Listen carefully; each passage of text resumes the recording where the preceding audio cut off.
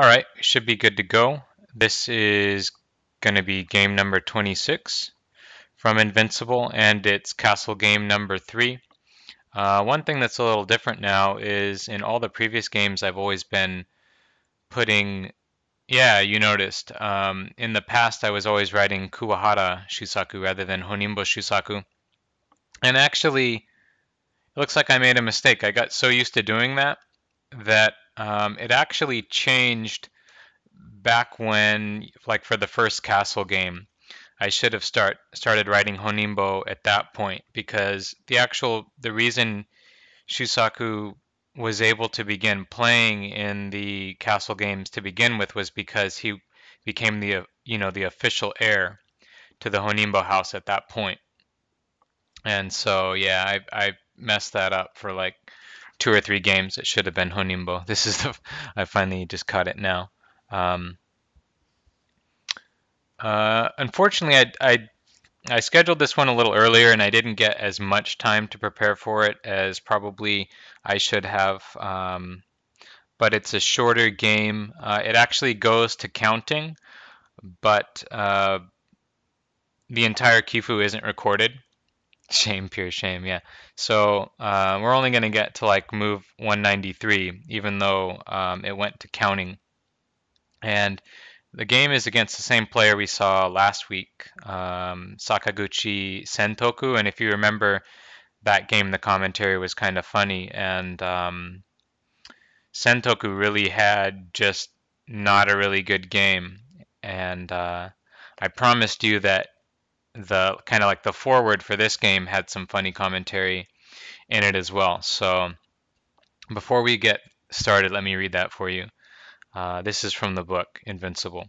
Sentoku's ego must barely have had time to recover from the drubbing administered to him by Shusaku in the 1849 castle game when he ran into him again in the officially scheduled game the following year. I just thought that was really funny, the drubbing administered.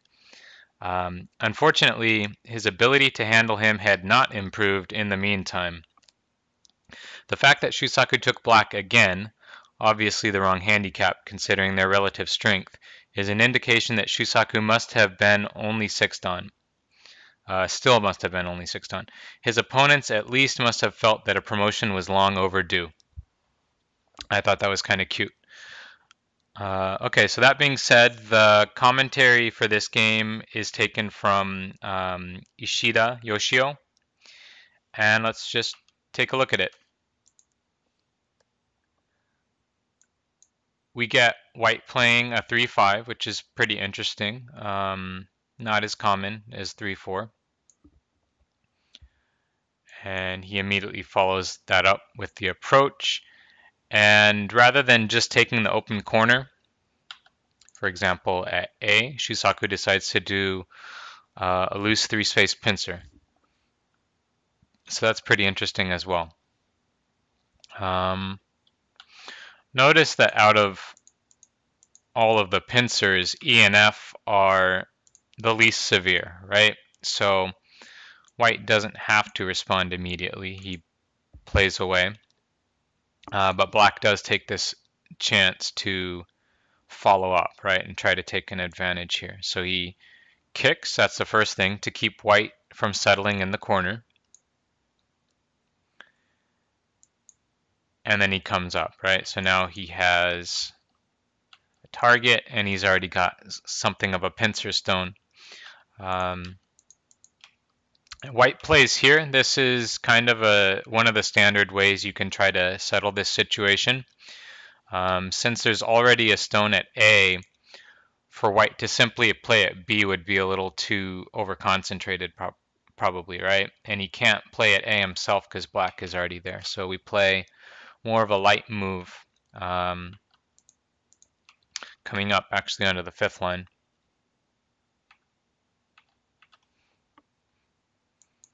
For now, black just defends his single stone here by making a 2-space extension.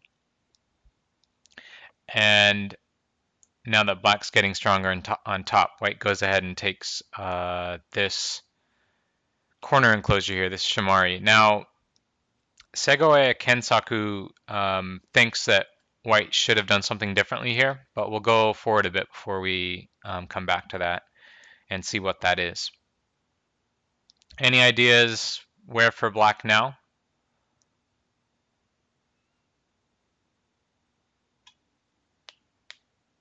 Again, there's probably more than one right choice here. R8, C4, H15, O14. Okay, so it looks like we've got maybe kind of like 4 different ideas here, right? One is to play some sort of move on the right-hand side. And what that would accomplish is, first of all, the Q14 stone is on the 4th line, right? And 4th line stones like to come down to the 3rd line in order to, settle and make profit, right? So that's one thing that would accomplish. The second thing it would accomplish is it would pincer this weak stone here, right, at R5. So that seems like a pretty good idea. And in fact, that is what Shusaku chooses to do. The other choices looks like maybe putting some pressure on these stones, right? Attack here. We also might want to attack like this, though. Not quite sure. This move, it looks like the idea is to protect the group on top, but it might be a little slack, right? There might be better ways of defending that we just saw, maybe by putting more pressure on white first. And then finally, of course, the open corner is always big. But he goes for this pincer. Thinking of attacking top to get the right extension. I see. Okay, so you're thinking maybe you're going to get a higher position and then you're going to do some sort of pincer. Yeah, that might be a valid idea. The one thing you have to take into consideration with that plan is your group on top. You're going to have to make sure that it's going to be strong enough, right, for you to have time. But maybe possible. White might play something like this. I'm not sure. Yeah, I know, Ruckus, you always make time. 5 space ideal doesn't apply here. That's a really good question. F525. So you're saying if we do this, now we've got 5 spaces rather than 4. Why not do that? And you could be completely right. I would be curious as to what Mr. Yang would think about this. Clearly, this is still a pincer, right? It's actually a little more severe. The book comment was that Shusaku was somewhat fond of the 3-space pincer, and that it actually works really well here. We'll see how this turns out, but I'm not sure. Maybe R8 would be as good, or maybe even better by some opinion.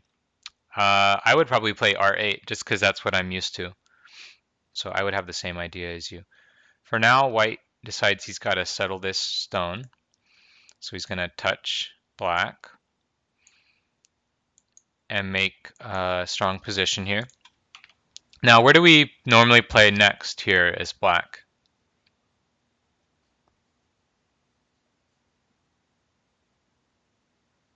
M3. And another choice?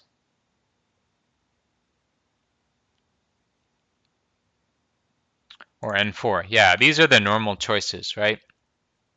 But there's something a little different going on here. There's this potential thin area where white could invade. And so this was pretty interesting to me. Black does something unusual. He pushes here instead, which locally is not so good, but he really wants Sente. So he does this, and this group still needs a base, but he's not going to do that yet. He makes a forcing play here. White has to respond, and then he responds. So essentially he's made a pretty nice area over here, right, at the A area, and also he's helped his group on top a little bit, and he's still got the B group target. So that's the real game. If he did this sort of thing, the commentary was that white may invade here immediately, now that the bottom right group is pretty much settled. And this would be aiming at a further play at A, right? An attachment at A.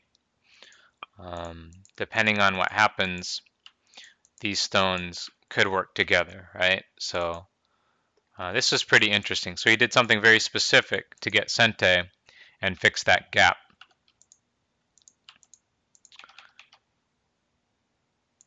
White plays another 3-5 point. And black just takes his base.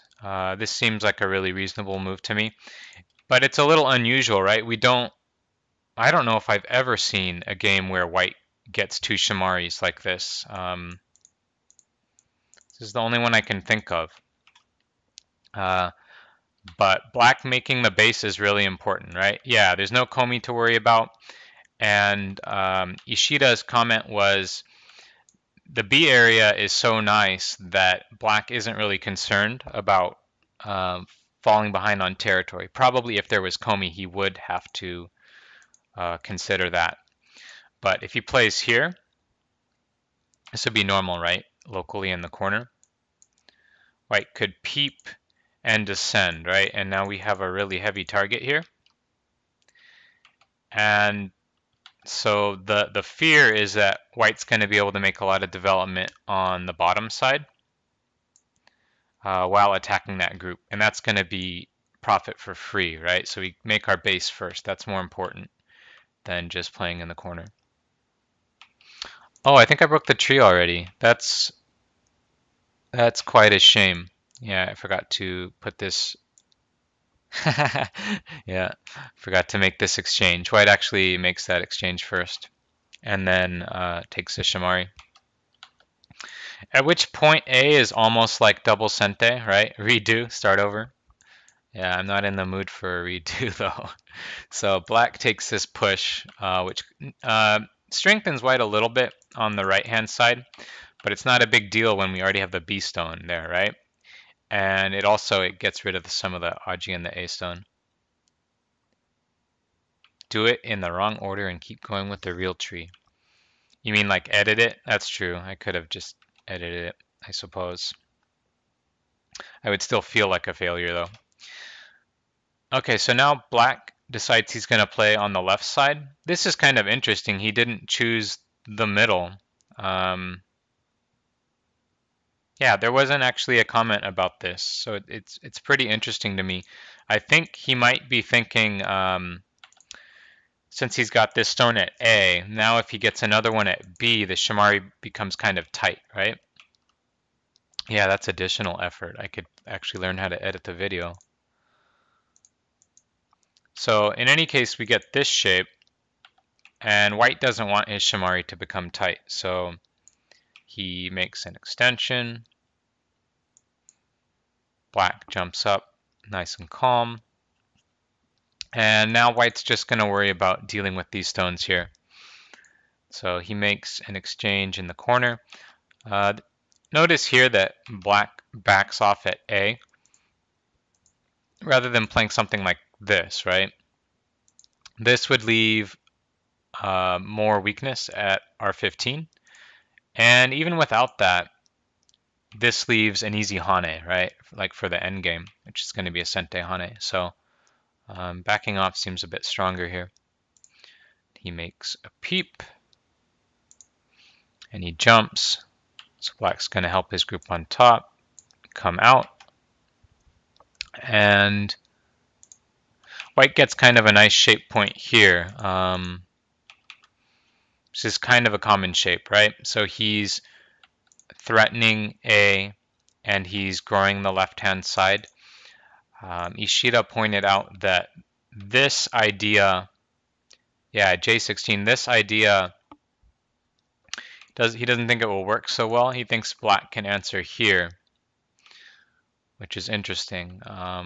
That's pretty much all he said about it. He said black will answer at 47 and white would be ineffective. So clearly it's not so Well, at least not for me, it's not that clear, right? But so I'm not sure exactly how black will play here. Maybe not like this, right? Giving this stone up.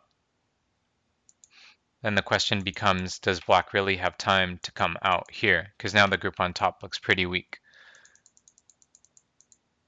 Yeah, it's interesting. Well, one thing is that G18 aims at the attachment, right? For example, I suppose you can do something like that, right? Oh yeah, that was actually pretty fancy. So black can probably come out like this, right? Now there's no way to cut this, and this whole group still needs shape. So yeah, it seems like A would be a really helpful forcing move for black. So instead he just tries to do this, and so now it actually is getting kind of scary, right? The Aji around here. So black ends up having to play some forcing moves here anyway to thicken his shape up. And so black's or white's actually getting quite a lot of nice points around here. The corner's nice and big. And with this play, the left-hand side is getting really big, right? So we're gonna want to reduce that. Where's the obvious reduction spot?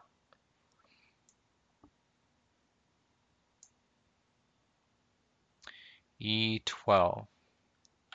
Yeah, so you can do knight's move cap. E10. Oh, E10 looks too shallow. D12. Yeah. Shusaku goes with the shoulder hit in this case. In general, you've got the cap or the knight's move. The shoulder hit is the deepest, right? With the cap, white can still get a pretty nice area. So it really depends on the situation, how deep you can get away with. And in this case, black is confident that he's okay. So white pushes up, black jumps out, nice and light. White takes the tiger's mouth vital point. Black has to connect. And now normally Joseki would be for white to connect back at A, but he's trying for more than that because apparently black's already got a pretty good lead at this point. So white wants to try a little harder, so he plays here. But normally this is Joseki, right? Connect back up, but that would allow black to connect, which is pretty easy. So he plays here, and he actually tries to split black. This is interesting, right? The attach and then the wedge.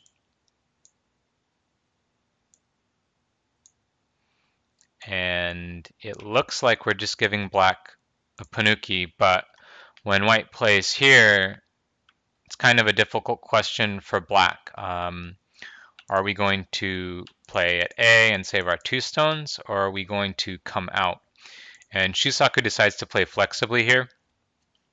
He lets white take the 2 stones, and he takes the panuki on the outside. White has to play here to solidify this capture. So let's go back and see why maybe he did that. If black answers here, this is Atari, right? And even though this ladder doesn't work, black's got trouble on the top. He can aim at peeping at B.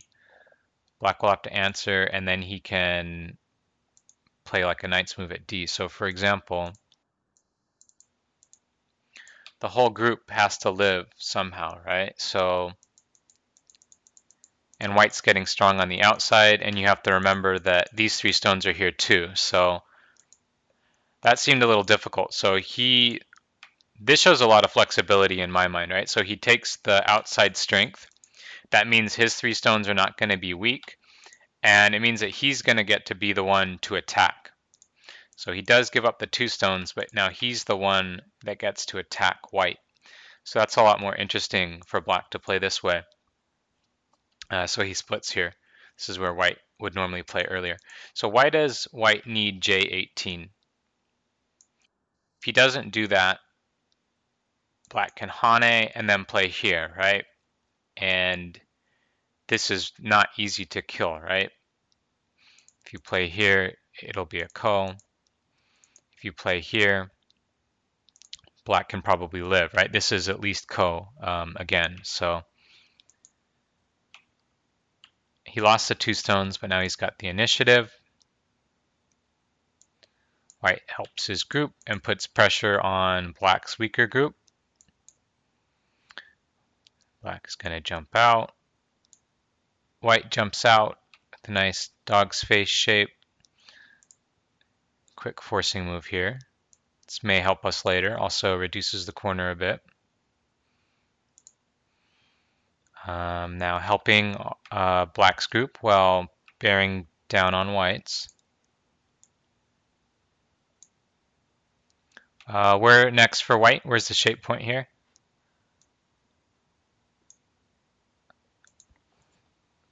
We have a lot of new people. Yeah, clamp. Good. So black's group has got stronger here, so he's actually able to make an invasion between here. This is pretty interesting. White plays here, but Ishida thought this was kind of dubious because white ends up with Gote. Let's just watch for a bit and see what actually happens. And then I'll go back and show what Ishida said.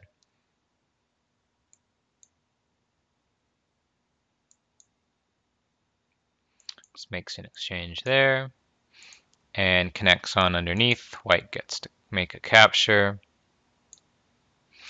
But here's the problem.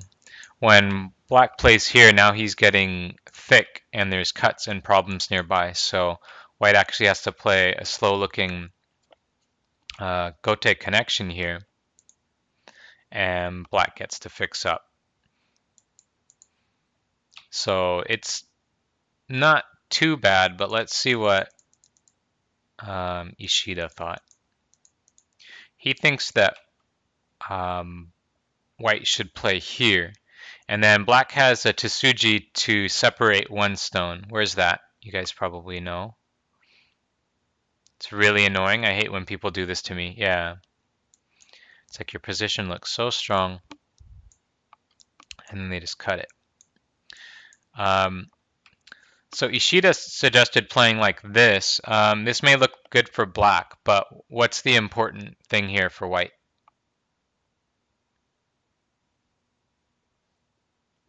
Right, Sente. Oh, and I forgot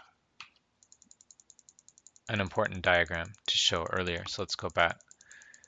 Sorry about that. There was another possibility for cutting here instead of wedging, right? This cut, this one's not so good though, because first you give the Panuki, and then this extension for black is Sente anyway, right? White has to connect, so that would have been a pretty weak way of playing, so that's why he did the wedge instead. Okay, so in the real game, we end up here. White's gonna try and settle his center stones. Maybe he can work with these stones later. And the A group's kind of deceptive, right? It's like there's so many stones over there, so I don't know, at least for myself, you just get like this sense that, okay, that group's pretty strong. But then when you start looking closer, there's really not that much, eye shape yet, right? So I have to keep that in mind for later.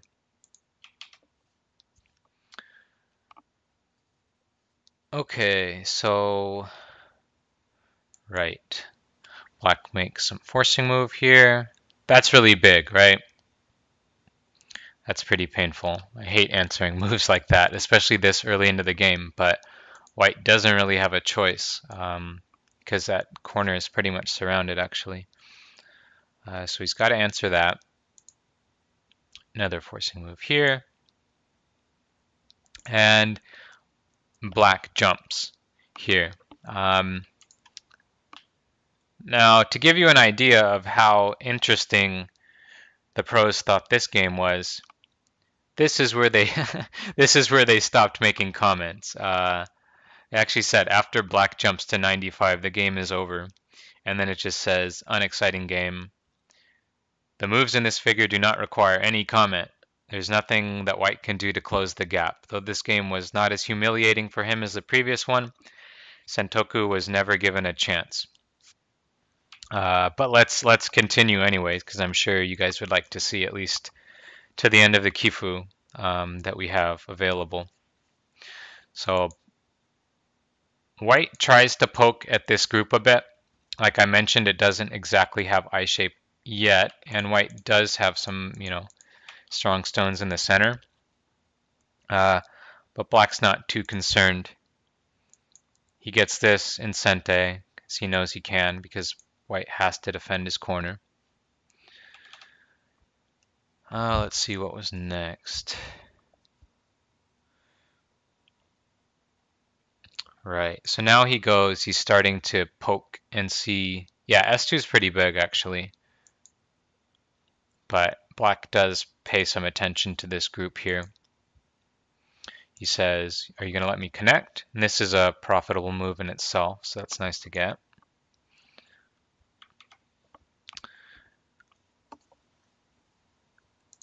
And now he makes a little bit of shape here, right? And yeah, Ruckus has the right idea. This is an important move because without it, for one thing, it's just big. But for another thing, this can become, it's not going to die, but it can become annoying later on if white doesn't get this turn for life. Black just keeps, Doragan, yeah. Black just keeps doing these annoying Sente endgame plays. Makes an exchange here and expands a bit into the center. Nothing too crazy. White captures a stone, but black just comes right on out.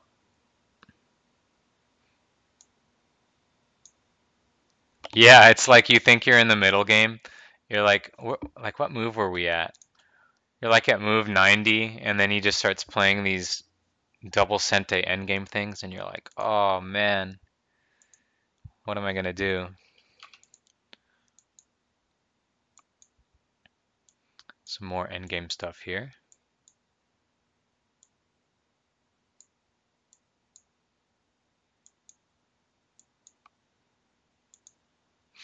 At this point, I think white started to worry about black's extra thickness. And the A group is kind of similar to what I was saying about the B group earlier, where it looks really strong, but does it have the eyes or not? So he starts poking around here, plays here, and black strengthens himself. Black's playing really simply, right? This is what Shusaku does when he's winning, which is most of the time. It's going to make some area in the center. Noob Pro is noob. Okay.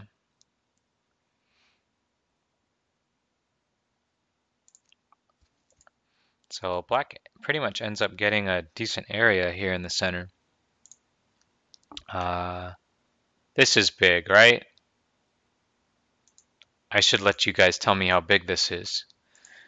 Put your Starstorm Yosei lectures into practice. 12? I don't want to count. Wait, let me see. 6. Nah, I don't want to count. I don't think this one is 12, but it's at least like 8.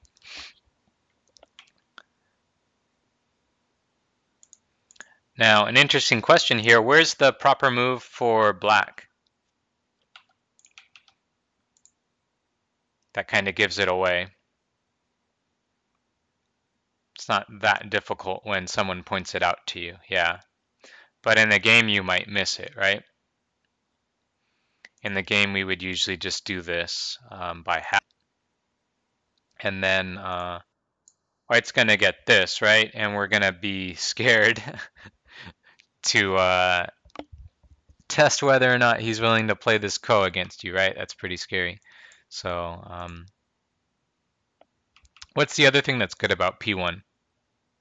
It has a follow-up move, right? Could actually play R1 later to save that stone next. So P1's a pretty good endgame Tsuji in situations like this.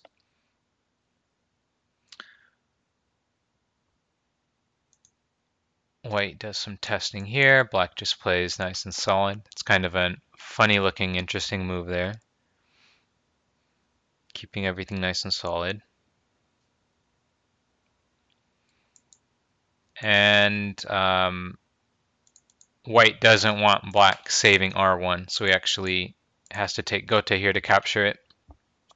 So this is much better, right, than the other diagram we saw where black helps white to capture.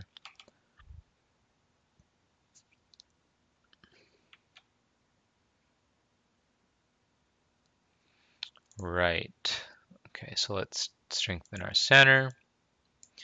Strengthen our center. White can come in a little bit, but we can still pick up a decent amount of points here.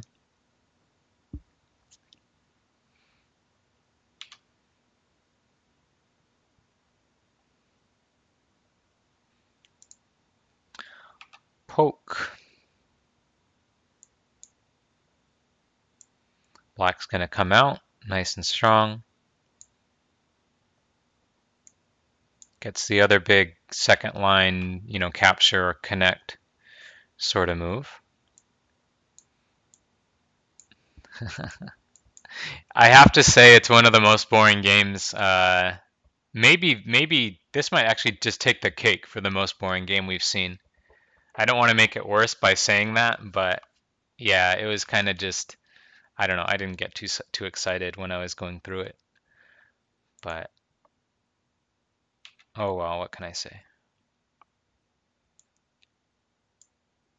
How old was Sentoku? That's a really good question. I don't know. Maybe someone could look that up on Wikipedia or something. Oh, wait.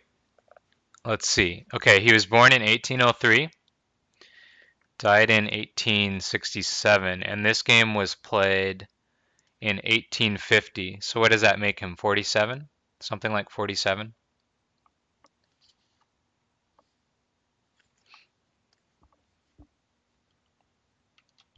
Yeah, you were off a little bit there, Ruckus. Nice try, though.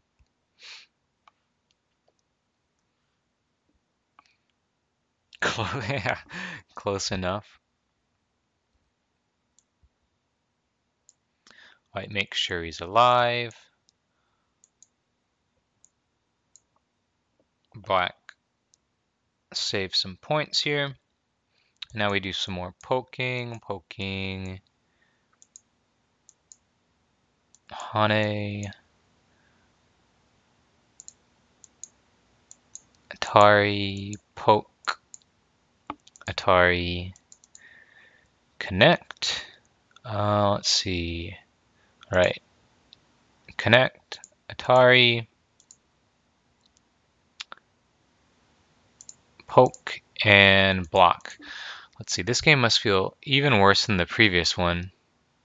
Yeah, I almost thought like that too, It's like in a certain sense it's worse, but I don't know. Apparently they were really bored with the game too because they didn't feel like recording the whole Kifu, right? This is as far as they recorded it. They're like, okay, whatever. Black ended up winning by 8 points, but we don't have the rest of the Kifu. So yeah, too bad for Sentoku, I guess. So that's the game. We didn't even take 40 minutes this time. Yeah, actually, I've been using Smart Go recently, starting to get the hang of it. And oh, really? It does? Oh, you're saying it has more moves. Oh, wow. Interesting. So I guess the book didn't care.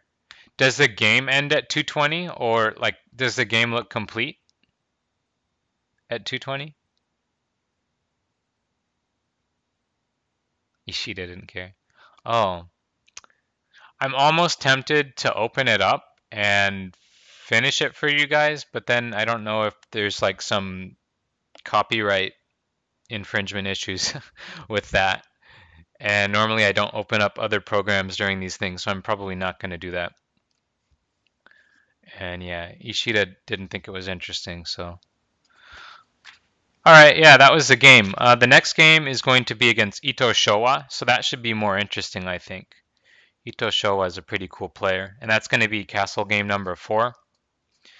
And this one has a lot of commentary. So, okay, that'll be Saturday. Spoiler, Shusaku wins. 2 stones? Oh, no, there's no 2 stone games in the castle games.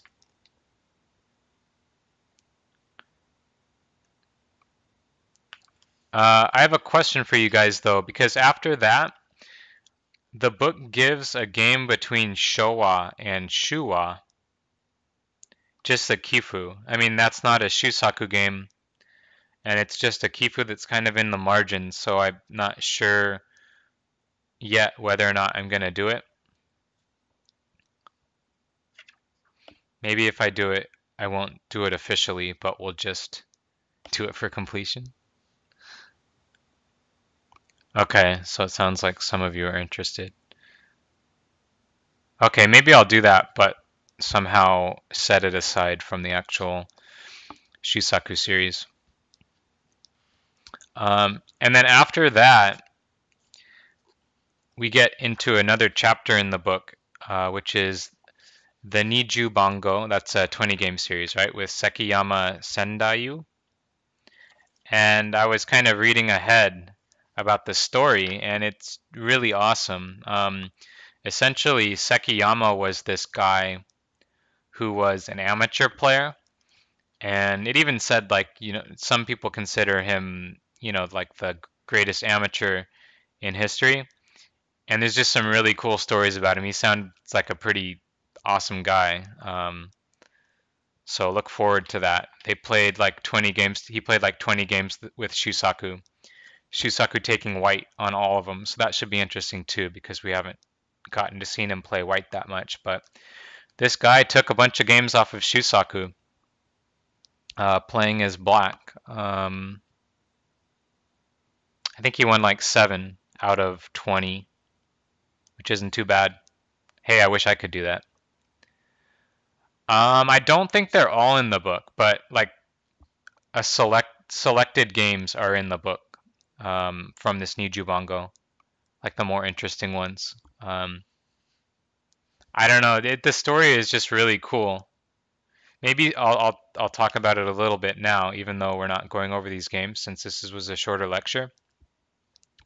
Maybe I'll talk about it in more detail when we actually get to it. But Sekiyama he was essentially like a warrior, right? A samurai, because his father was a samurai, and so he basically had to be a samurai. But he got addicted to Go, right? You can just imagine, like, they could have had like an anime about it. Samurai dude gets addicted to Go. So he's just like playing Go and getting really strong, right? And he actually gets to the point where he's strong enough to be a pro. And then he starts hearing about everyone, like the samurai and other people are kind of like talking about how he's um, forsaking his duties as like a samurai, right? And he's supposed to be doing all this stuff, but he's playing Go instead. And so he like quits Go completely, and like masters all these different weapons and horsemanship and all these different things, and then he once he does that, he's like, okay, no one can say anything bad about me now. Then he goes back to playing Go again for the rest of his life. I just thought that was a really awesome and cool story. Yeah, there's even a story in here where he was playing against another really strong amateur. And so Sekiyama was like a master of swordsmanship. That was like his forte. And the other amateur was a master of the spear. But I guess Sekiyama beat him on the board. And I guess they didn't decide to fight in real life after that because they were gentlemen. But yeah, this guy just sounded pretty cool that he could do all that stuff, right? Whereas you look at the actual pro players, all they devoted their time to was playing. So all right, I've rambled on for long enough. So thanks for joining, and I'll see you guys on Sunday or no, not Sunday, Saturday for the game with Otayuzo. All right, see you, Ruckus.